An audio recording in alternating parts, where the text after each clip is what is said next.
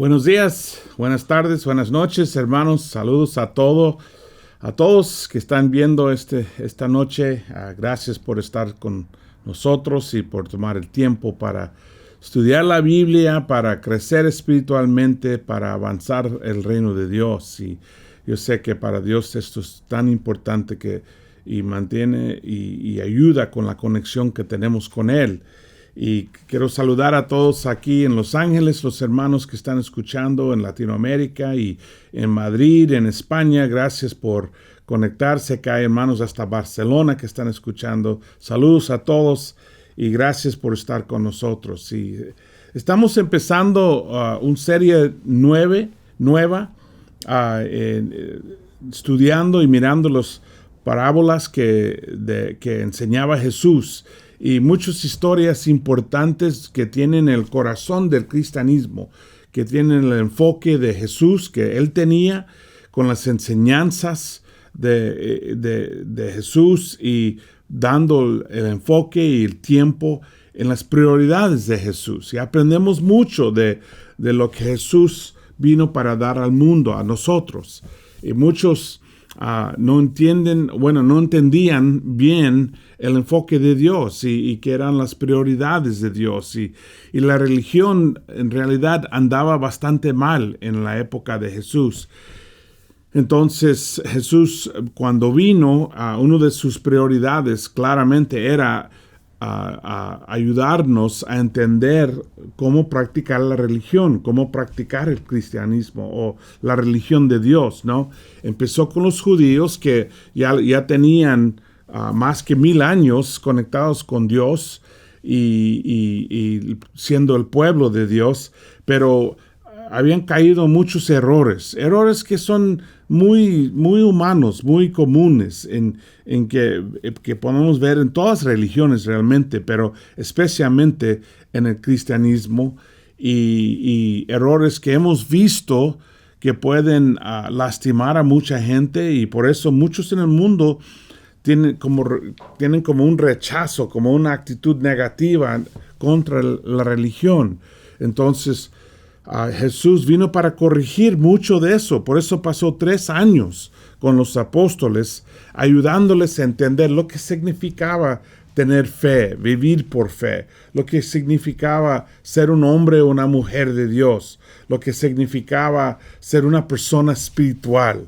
Y cuáles eran las prioridades de Dios y cómo debe vivir un hombre o una mujer de Dios. Y entonces, muchas de las enseñanzas nos dio a través de historias o de cuentas de cosas comunes, de cosas que hemos visto, que cosas que hemos experimentado. Y eso se llaman parábolas y son buenísimas. A mí me encanta personalmente las parábolas de Jesús y hay otras que no eran de Jesús. Yo pienso en la parábola de Nataniel que dio a David cuando él era rey, de las ovejas y de qué pasó con el hombre que quitó la última oveja de un señor. Y era una manera de enseñarle. Es un ejemplo también de uno de los puedo decir trucos, de los claves de las parábolas. Alguien una vez dijo que una parábola es una historia donde en el fin descubres que tú eres uno de los protagonistas, de que tú eres una de las personas en la historia, pero no sabías hasta el fin. Así era con David, cuando él dio su parábola a David. Y así es con las parábolas de Jesús, que muchas veces son para ayudarnos a ver, son como un espejo, para ver cómo somos o qué no somos, o cómo es Dios, y qué debemos saber de Él, y qué debemos saber de las prioridades. Entonces, vamos a hacer una serie de 7 o 8 semanas estudiando las parábolas de Jesús. Y estamos empezando con una de las parábolas más chicas, fariseo y el cobrador de impuestos. Todos lo conocemos, yo creo. Pero vamos a tomar el tiempo para estudiarlo, para entenderlo y para recibir una bendición, recibir el espíritu y crecer espiritualmente a través de nuestro estudio. Entonces, gracias por estar con nosotros. Saludos a todos. Me siento tan agradecido por los muchos que están trabajando tan duro para avanzar el reino y específicamente en el mundo que habla español. Y me siento tan agradecido por todos. Vamos a Lucas 18, ahí lo encontramos, parábola del fariseo y cobrador de impuestos. Y vamos a leerlo y luego estudiarlo. Empezando en Lucas 18, versículo 9. Dice, algunos, confiando en sí mismos, se creían justos y que despreciaban a los demás. Jesús les contó esta parábola. Dos hombres subieron al templo a orar. Uno era fariseo y el otro recaudador de impuestos. El fariseo se puso a orar consigo mismo. Oh Dios, te doy gracias porque no soy como otros hombres, ladrones, malhechores, adúlteros, ni mucho menos como ese recaudador de impuestos. Ayuno 2 veces a la semana y doy la 10ª parte de todo lo que recibo. Y luego en versículo 13 dice, en cambio, el recaudador de impuestos, que se había quedado a cierta distancia, ni siquiera se atrevía a alzar la vista al cielo, sino que se golpeaba el pecho y decía, oh Dios, ten compasión de mí, que soy pecador. Les digo que este, y no aquel, volvió a su casa justificado ante Dios. Pues todo el que a sí mismo se enaltece será humillado, y el que se humilla será enaltecido. Entonces, la parábola, ¿no? Una parábola clásica tan buena. Y ahora vamos a estudiarlo frase por frase. Y dice, y hay mucho aquí, entonces hay que poner atención, porque hay mucho aquí, mucho, donde Dios está enseñándonos. Dice, algunos que confiando en sí mismo se creían justos y que despreciaban a los demás. Jesús les contó esta parábola. Esto sí es muy interesante porque normalmente no sabemos a quién está hablando Jesús. Normalmente Él está hablando o a los fariseos o en lo general, ¿no? Pero aquí Él dice específicamente a quién está hablando. Dice a los que confiaron en sí mismo. Confiaron en sí mismo. ¿Qué significa eso? Confiando en sí mismo.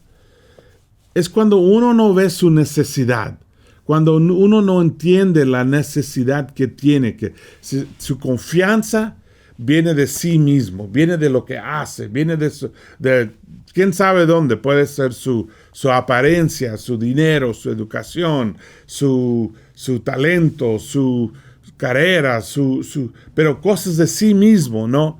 Que tiene su propia confianza y no confía en Dios, no confía en la palabra.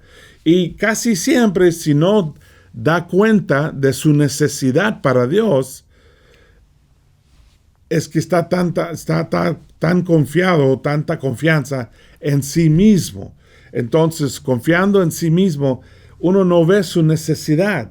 No ve su necesidad de Jesús para ayuda, para discipulado. No ve por qué necesito pedir consejos, por qué necesito que alguien me ayude. Para la guía espiritual, no lo ve, no lo entiende. ¿Por qué necesito a alguien discipularme y por qué necesito confesar mis pecados a alguien?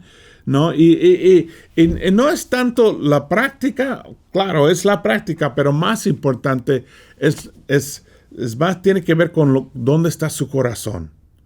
¿No? Que si en el corazón ve su necesidad para los demás, entiende su necesidad para Dios, para el Espíritu Santo, para Jesús, para leer la Biblia, que entiende su necesidad. Por eso David podría hablar de que tenía hambre para Dios, tenía sed para Dios, y que que miraba al mundo como una escasez espiritual y con tanta ansia, con tanta sed, quería juntarse con Dios. Así habla David en los Salmos. ¿Por qué?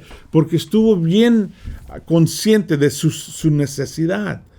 Entonces, el hombre confiando en sí mismo, la mujer confiando en sí mismo, no entiende esa necesidad. Piensa que es autosuficiente. Tengo todo lo que necesito. Y la frase que siempre escucho es, estoy bien. No necesito nada de ustedes. No necesito irme a la iglesia. No necesito mi charla. No necesito los hermanos, las hermanas. Yo no necesito a Gabriela decirme algo, a Leticia decirme algo. Yo no necesito que Carlos o Sandra me digan algo, o que Carolina no, yo no necesito a Javier. Yo no necesito a estos hermanos que me ayudan y que me van a enseñar o que me van a decir.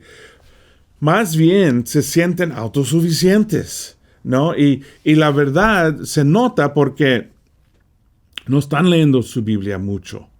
No van a la iglesia con gozo o no se sienten el alivio, el gozo, la alegría de pasar tiempo juntos.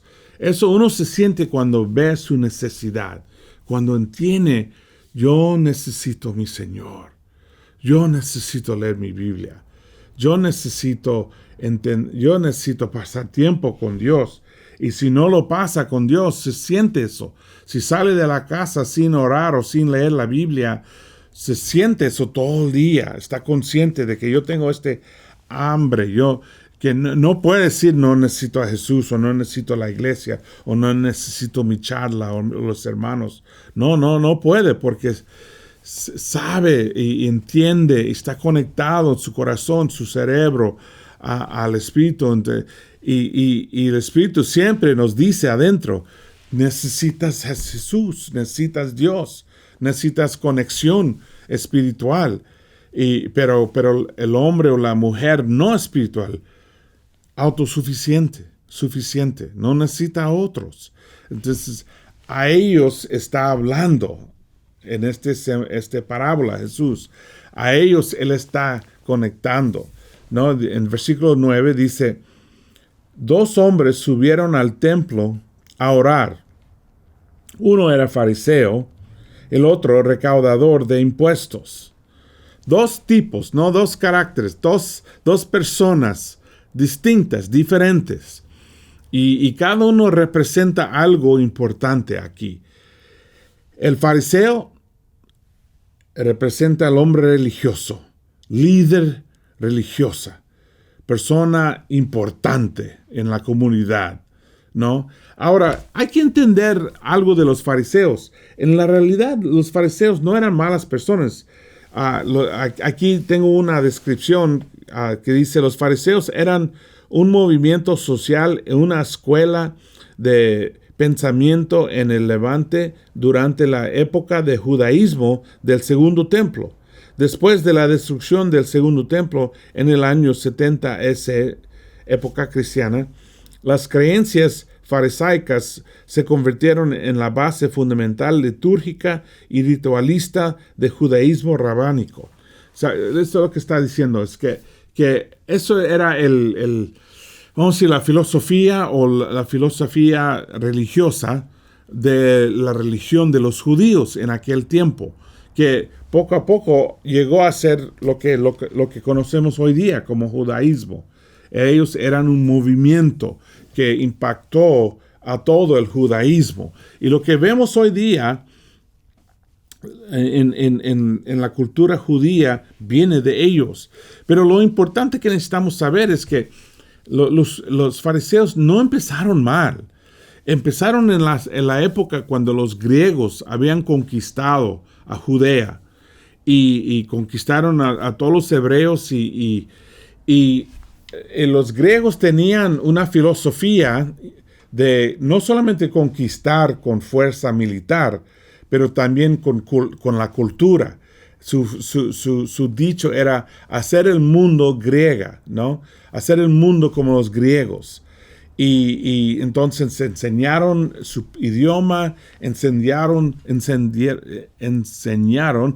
su filosofía y hasta la gente fueron tan impactados y tan influenciados que empezaron a tomar la ropa de los griegos, el toga se llama, el estilo de cabello, los nombres. Fíjate que ahí en el libro de Hechos leemos de un hombre poderoso, predicador, que se llamaba Apolos. Apolos, ¿recuerdas de él?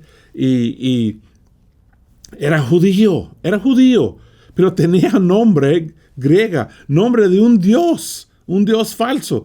¿Quién haría eso siendo judío? Bueno, tan impactados y tan, vamos a decir, influenciados fueron los judíos.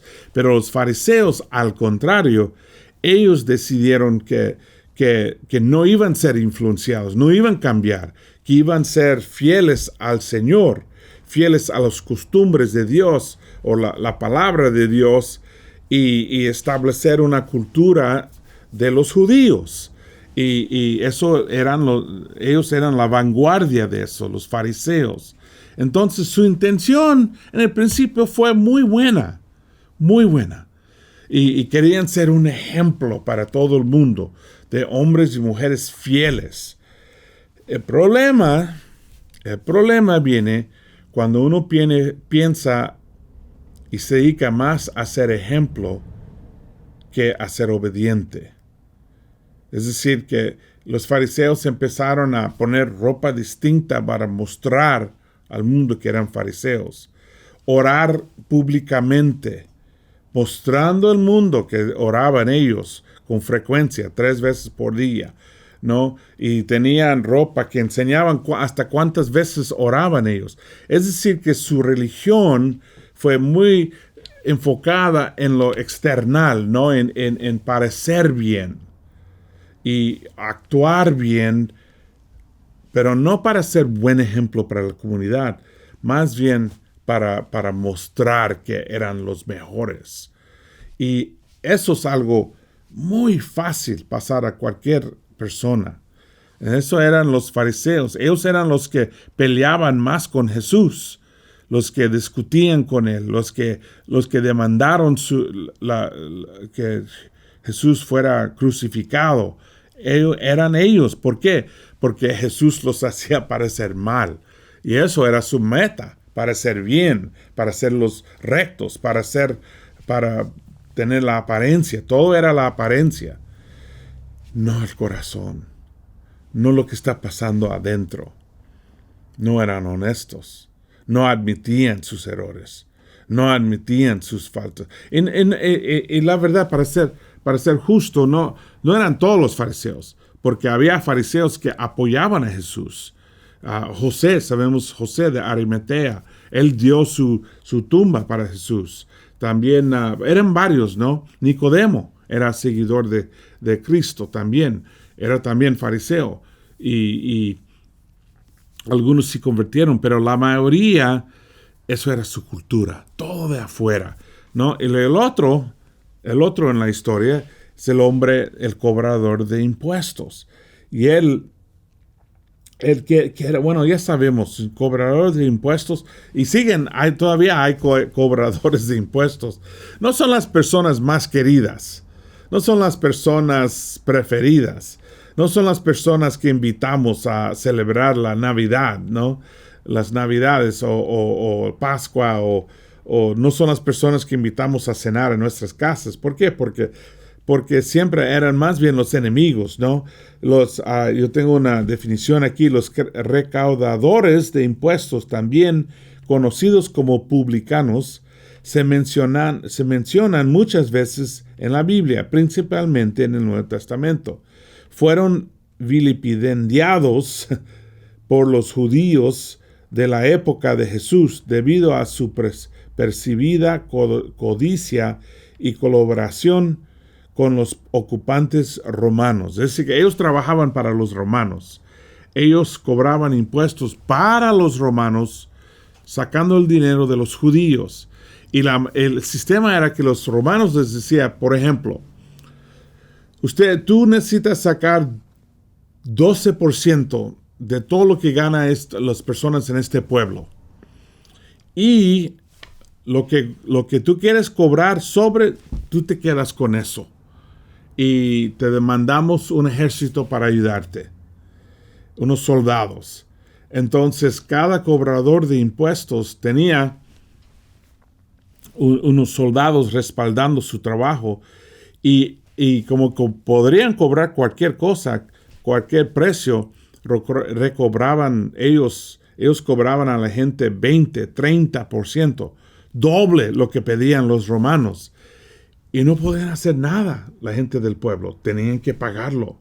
Y muchos tenían que vender propiedades o sus casas, o hasta a veces tenían que vender un hijo o una hija en esclavitud para poder pagar y salvar el resto de la familia. Entonces eran odiados, la gente odiaban a los cobradores de impuestos. Y básicamente ellos lo vieron como traidores, ¿no? Traidores de su propio pueblo. Fíjate, todo el mundo odiaba a ellos. Por eso era un milagro tan grande que Jesús pidió a Mateo, a ser un discípulo de él, que era un cobrador de impuestos, ¿no? Entonces seguimos leyendo. Lucas, leímos otra vez la oración del fariseo, que demuestra mucho lo que está pasando en su corazón. El fariseo se puso a orar consigo mismo. Oh Dios, te doy gracias, porque no soy como otros hombres, ladrones, malhechores, adúlteros, ni muchos menos como ese recaudador de impuestos.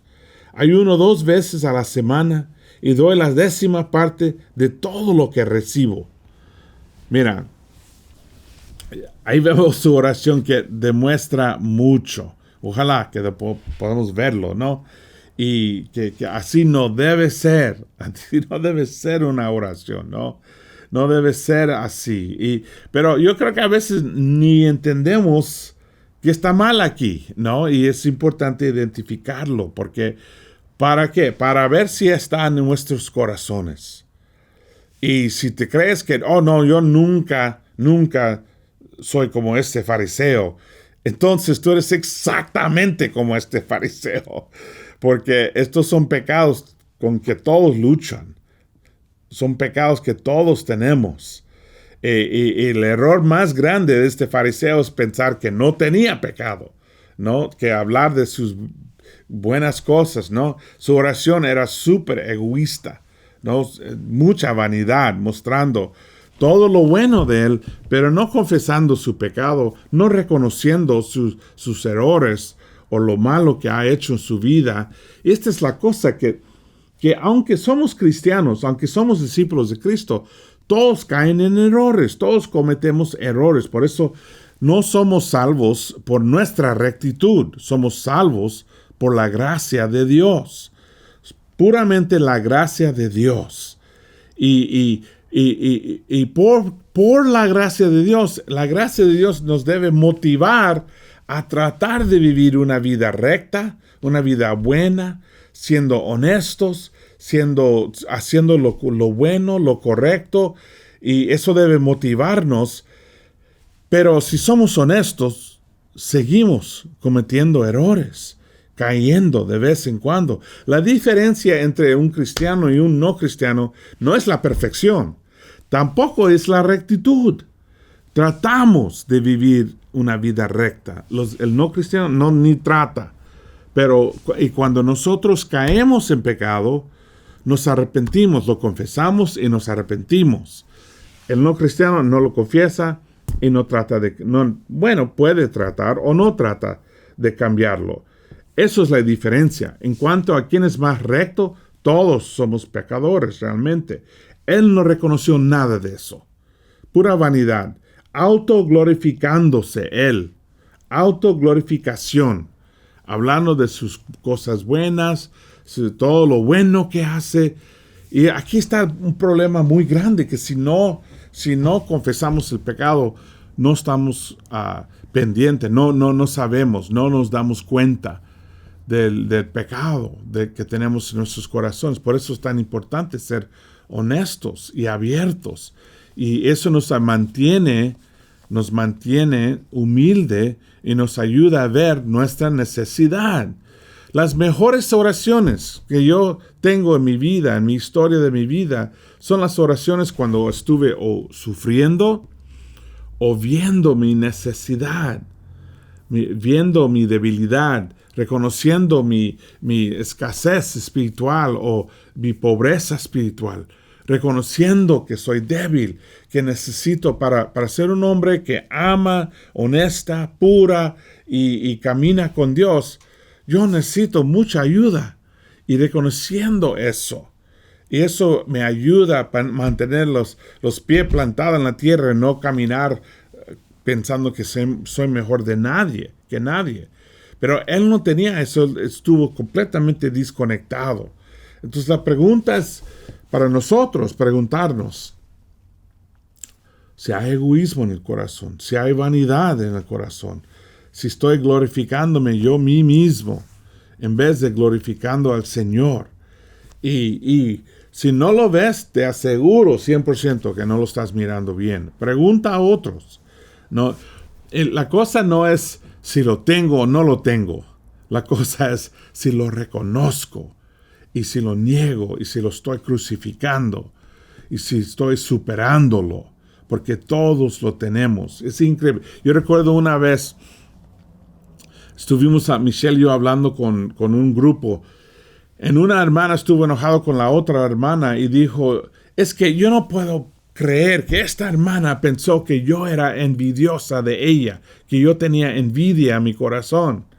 Y yo le dije, honestamente, hermana, yo no puedo creer que pienses que nunca luchas con envidia.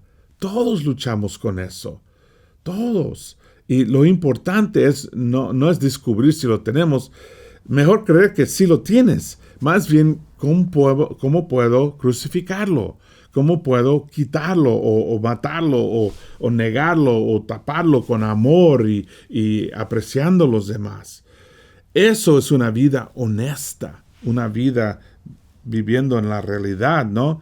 Mira la oración y ahora ves por qué la oración del cobrador de impuestos es tan importante. Dice en versículo 13, en cambio, el recaudador de impuestos, que se había quedado a cierta distancia, ni siquiera se atrevía a alzar la vista al cielo, sino que se golpeaba el pecho y decía, oh Dios, ten compasión de mí, que soy pecador. Completamente diferente esta oración, ¿no? Una oración distinta.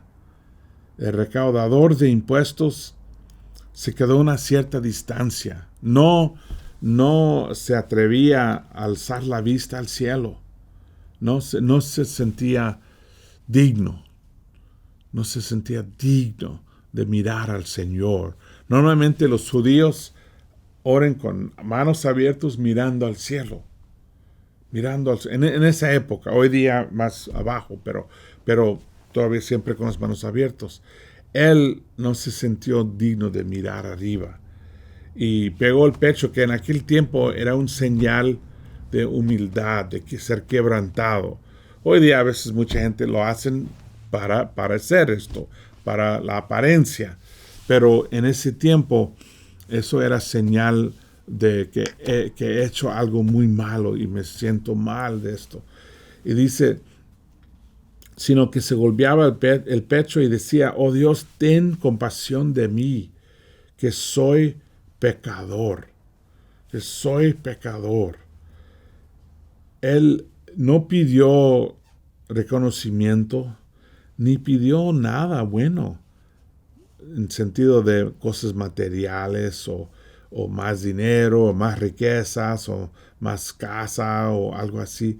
No que eso está mal, pero te muestra su actitud, ¿no? ¿Qué es lo que está pasando en su corazón? ¿Qué es lo que pide? Compasión. Cuando vivimos conscientes de nuestros errores, es lo que queremos más que nada de Dios. Compasión, misericordia.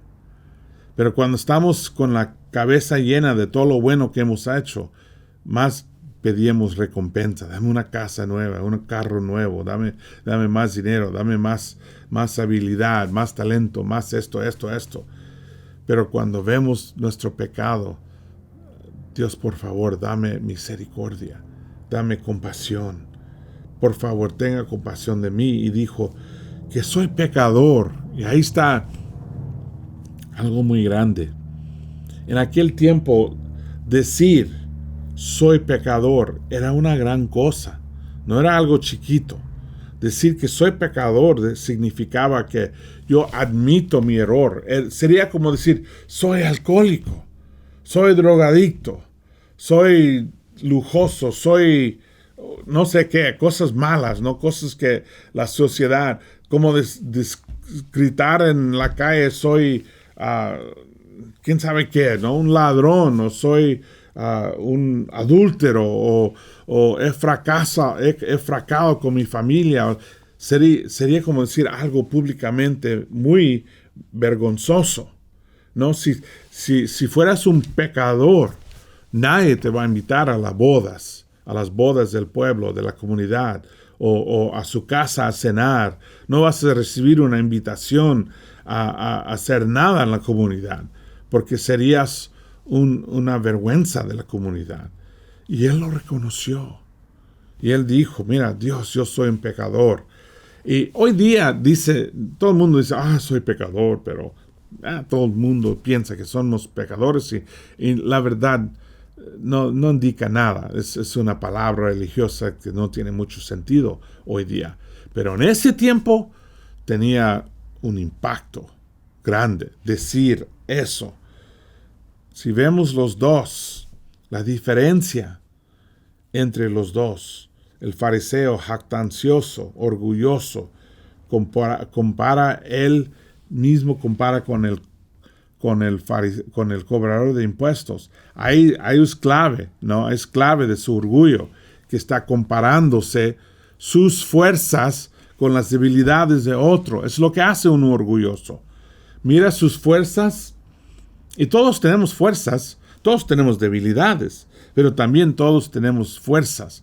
Y es fácil comparar nuestra fuerza contra alguien que es débil en algo. Uno que es muy puntual y muy organizado, y mira a fulano allá que no es muy organizado, no es muy puntual. Tal vez su talento, su fuerza es ser visionario y inspira a los demás y más alguien con mucha visión y mucha fe, pero no muy organizado. Y si el organizado lo mira y dice, mira, gracias a Dios que no soy como él. Ahora, nunca lo decimos porque conocemos esta parábola, nadie lo dice, pero en el corazón podemos compararnos.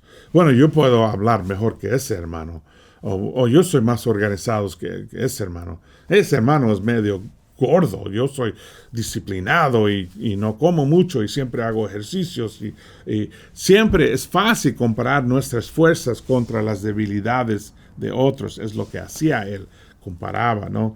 Fortalezas, arrogante, eso nos hace arrogante, perjudica, ¿no? Él sabía, él se creía mejor que el cobrador de impuestos.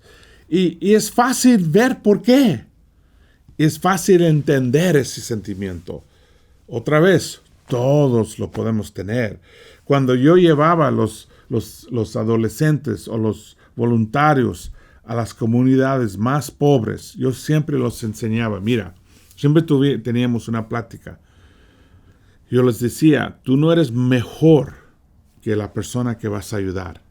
Tú no eres mejor que el hombre viviendo en la calle o el niño viviendo en el barrio de pobreza o la mujer viviendo en una caja dando comida a sus hijos. No eres mejor. Somos iguales ayudando a iguales. Yo tengo muchas experiencias en los barrios, los lugares más pobres del mundo. Y yo fui a campos de refugios, ¿no? De personas persiguiendo guerras y entrando sus tiendas que eran hechos de cualquier cosa, ¿no? eran sus casas, eran gente que tenían casas en su país, pero ahora viven afuera o una tienda y con muy poco. Y siempre cuando yo entraba, yo iba con grupos llevando comida, llevando recursos, llevando ropa, zapatos, y siempre cuando yo iba ahí, aunque nosotros llevamos muchos recursos, ellos dieron todo lo que tenían a nosotros. Nos dieron comida, nos dieron té, nos dieron todo lo que tenían. Y siempre me impactaba la generosidad de ellos. Y eran diferentes, cultura diferente, raza diferente, idioma diferente, hasta religión diferente. Pero eran tan generosos. Y yo siempre veía, esta persona es más generosa que yo. O es más agradecida que yo. Yo no soy mejor. Y nadie en mi grupo es mejor que la persona pobre. Solo tenemos más recursos. Tenemos más bendiciones, tenemos más habilidad, tenemos más cosas materiales, pero no significa que tenemos corazón mejor o alma mejor. No, somos más tal vez perdonados por Dios porque tenemos una relación y tal vez más bendecidos, pero no mejor. Él veía al otro como menos que él, ¿no? Desdenado a él. Y miramos la oración del cobrador de impuestos con la distancia, que él miraba hacia abajo, bataba el pecho, pidió misericordia y se veía como un pecador, ¿no? Una diferencia grande. En versículo 14, Jesús dice, les digo que y no aquel volvió a su casa justificado ante Dios. Pues todo el que a sí mismo se enaltece será humillado, y el que se humilla será enaltecido. Una enseñanza tan importante en el ministerio de Dios, el ministerio de Jesús. Una enseñanza tan importante para los seguidores de Jesús. Dice que este cobrador de impuestos es un hombre que todo el mundo veía como un hombre malísimo. Un hombre que, y no es como que se convirtió antes. No dice que la historia que se fue corriendo a Jesús y dijo, yo te sigo, Jesús. No, ni sabemos realmente si su arrepentimiento había llegado todavía, si cambió su vida. Pero solo lo que tenemos es que una vista de su corazón. Y dice Jesús que volvió a su casa justificado. ¿Qué significa justificado? Sus deudas fueron pagados. ¿Pagados por qué? Por la gracia de Dios. Por la gracia de Dios. Que sus pecados los cubrió la gracia de Dios. ¿Por qué? Por su actitud, por su corazón ante Dios. Eso es lo que dice Jesús. ¡Wow! ¡Wow! Tan poderoso es la humildad. Tan poderosa la humildad. La fuerza de la humildad. Él era ya miembro del pueblo de Dios. Pues todo el que a sí mismo se enaltece será humillado, y el que se humilla será enaltecido. Así lo mira las cosas de Dios. Así nos ve Él. Y nosotros que se enaltece, los que nos levantamos, será humillado. Y una vez un predicador que escuché dijo, o vas a experimentar la mano de Dios levantándote, o el pie de Dios bajándote. Depende a ti y tu corazón. En Filipenses 2, 3-4 dice, no hagan nada por egoísmo o vanidad, más bien con humildad consideren a los demás como superiores a ustedes mismos. Cada uno debe velar no solo por sus propios intereses, sino también por los intereses de los demás, ¿no? exactamente el error del fariseo, el egoísmo y la vanidad. Que eso no debe ser nuestra motivación. Eso no debe ser el porqué atrás de lo que estamos haciendo. Más bien, con humildad, consideran a los demás como superiores. Superiores. Más que iguales, ¿no? Superiores a ustedes mismos. ¿Cómo va a ser uno eso? Si uno está consciente de sus debilidades y de sus pecados. Y déjame decir esto, no es que Dios quiere que nosotros estemos andando siempre decaídos, ¡ay, no soy nada, no valgo nada! No. O culpándonos, pegándonos como hacían como tenían la Iglesia Católica, sus ritos de lastimarse unos con látigos y todo eso. No, eso no lo quiere Dios. Más bien es vivir según la verdad. Saber cuáles son mis fuerzas y cuáles son mis debilidades. ¿Qué es lo bueno que he hecho y qué es el pecado que he cometido? Es decir, tener una vista verdadera, ¿no? Y si uno ve lo que puede hacer y reconoce sus fuerzas, lo bueno que Dios le ha dado, los talentos, las habilidades, eso debe animar e inspirar a uno. Pero no ser arrogante con esas cosas, porque también estamos conscientes de nuestras debilidades y de nuestros pecados. Eso es un balance saludable, ¿no? Donde me siento querido, entiendo la importancia de mi vida y de quién soy, pero también entiendo mis errores y mis debilidades. Y veo mi necesidad para el Señor, para la Biblia y para los hermanos. En 1 de Pedro 5 dice, jóvenes, sométanse a los ancianos. Y más bien aquí está hablando de la gente mayor. Dice, revístanse todos los de humildad en su trato mutuo. Ser humildes en cómo hablamos unos a otros. No criticando, no juzgando, no siendo presumido, no comparando, creo que soy mejor que este fulano, ese fulano es mejor que yo. Los hombres tienen la tendencia de tener competencia entre ellos. Las mujeres tienen la tendencia de compararse unos a otras. Y todo eso es pecado. Debemos apreciar las fuerzas de otros y aún levantar los otros. No significa que tú tienes que creer que tú no eres nada. No, reconocer que tú eres también una persona con talentos, habilidades y algo para dar y bendecir el mundo. Pero no pensando que yo soy mejor que otros. No. Revístanse todos de humildad. Eso es lo que significa. Dios se opone a los orgullosos.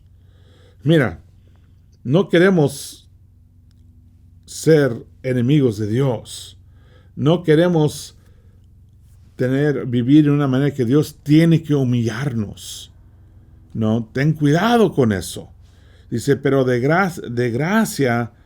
gracia a los humildes. Yo prefiero vivir por la gracia de Dios que por la disciplina de Dios, ¿no? Y la decisión es nuestra. Dice, humíllense pues bajo la poderosa mano de Dios para que Él los exalte a su debido tiempo. Depositen en Él toda ansiedad porque Él cuida de ustedes. Mucho de esto viene de ansiedad. Porque adentro pensamos, no soy nadie, no tengo valor. Y entonces queremos mostrar al mundo nuestras habilidades y tener competencia con los otros hermanos o las otras hermanas para ser mejor que ellas o tratar de mostrar, somos como como un pájaro que pone o un gallo que pone su pecho ahí enfrente y grita y hace ruido. ¿Por qué no soy yo líder? ¿Por qué no yo no puedo predicar? ¿O por qué yo no puedo? ¿Por qué no me ponen a mí como líder? O etcétera, etcétera, ¿no? Y queremos mostrar qué tan buenos somos. Y es una tontería para Dios. Él lo mira como tontería. Pero ¿de dónde viene todo eso? Por temor. Temor. Temor causa ansiedad. Él dice, mira, ponte tu ansiedad en las manos de Dios. Él te ama, Él te quiere, Él te va a ayudar. En Santiago dice, humíllense delante del Señor y Él los exaltará. Él te va a levantar. Eso es mucho mejor, hermano, créeme. Yo he peleado todas estas batallas con mi propio orgullo, mi propia ansiedad de que si tengo valor o qué impacto voy a tener o qué tan bueno predicador yo he tenido todos esos pensamientos y he aprendido, es mucho mejor darlo todo a Dios y mira Dios, lo que tú quieres yo lo hago, y si tú me quieres parecer bien, amén. Si tú me quieres parecer malísimo, es tu decisión. Solo lo importante es que estoy bien con Dios, que estoy bien con Él, y que sirvo a mis hermanos, y que los amo, y que trato de ayudar a mis hermanos. Es lo importante. Es lo que he descubierto. Y no puedo decir que siempre estoy ahí. A veces caigo en la comparación o en la competencia, y tengo que dar mi corazón a Dios y decir, mira, esto lo dejo en tus manos. Como dice en Filipenses 2, la actitud de Cristo, que dejó todo en las manos de Dios. Así debemos ser. Pues todo el que a sí mismo se enaltece será humillado, y el que se humilla será enaltecido. Ahí lo dice todo, ¿no? Lucas 18. Termino con esta historia.